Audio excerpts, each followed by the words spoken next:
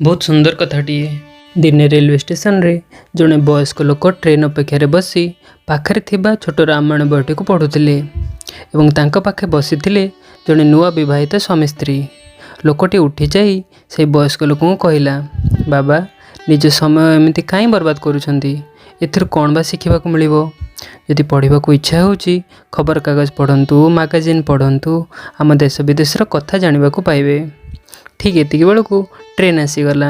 समस्ते चढ़िले हेले भिड़ कारण लोकटी निज जिनपतर नहीं आसला सीना, हेले ता स्त्री को चढ़ी पारला नहीं। ट्रेन टी छाड़देला आउ सी जोरे कांदिबा को लागिला। एसबू लक्ष्य करुले से वयस्क लोकटी। से लोकटी पाखक जाई कहले, तुमे खबर कागज अन्य समस्त बही पढ़ा सह जदि आम देशर अति पौराणिक ग्रंथ महाभारत रामायण पढ़ी था ताल तुम्हें जाना पाई था। राम सखा तब नाब मंगाई प्रिया चढ़ाई चढ़े रघुराई। अर्थात श्रीराम नौकार चढ़ा बेले प्रथमे माँ सीता को चढ़ाई तापर निजे डंगार चढ़ी और तुम्हें यहपरी कर प्रथमे तुम स्त्री को चढ़ाई तापर तुम्हें चढ़ी तुम सह एपरी दुर्घटना हो न था।